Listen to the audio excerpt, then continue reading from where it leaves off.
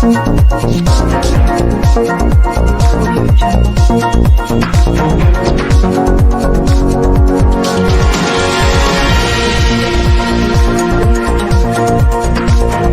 Notch purification plant pH balance technology के साथ top notch का बेहतर वाटर प्योरीफायर लगवाएं, वाटर बोतल से निजात पाएं।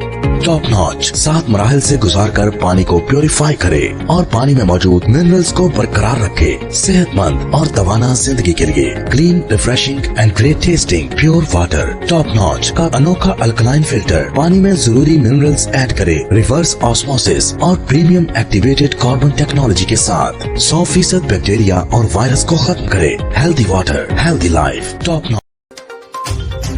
मैपको चिश्तियाँ की हट दरमी चक नंबर 54 फतेह बख्शन खान के रिहायशी मैपको के खिलाफ सरापा एहतजाज। 36 माह गुजरने के बावजूद जाती रंजिश की बिना पर मीटर नहीं लगाया जा रहा। मजलूम शहरी अंधेरे और मच्छरों की रहमो करम पर इलाका मुकीनों ने आला हुकाम से नोटिस लेने की अपील की है।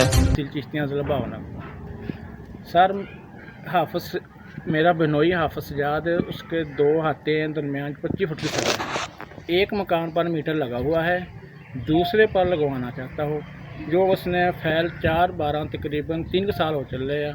4/18 को जमा ऑनलाइन फ्राम किसे ये मीटर ना ये मीटर इन्होंने मकान मुल लिया मैं इत्थे दा रहायशी ते इन्हां दा मीटर लाया जाए।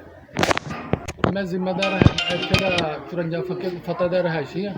इधर भी मीटर इन्हों का लगा वा। ये मकान इन्होंने 2016 मुल लिया वा, इधर मीटर नहीं है, लिहाजा इत्थे मीटर लाया जाए। वापडा वाले जो इल्ज़ाम ला रहे कि मीटर लगा लेकिन मीटर नहीं लगा। तो मैं हाफिज सजाद दा हमसाया हाँ।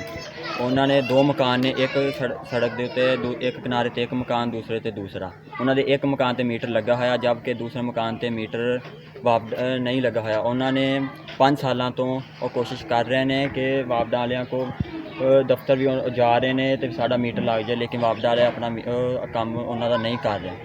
मैं मंजूर बोलता पाया सजाद हाफिज उठाया नाल बिल्कुल नज़दीक है, विचाले सड़का दूए पासे का लगा मीटर, इस पासे मीटर नहीं लगन दे रहे।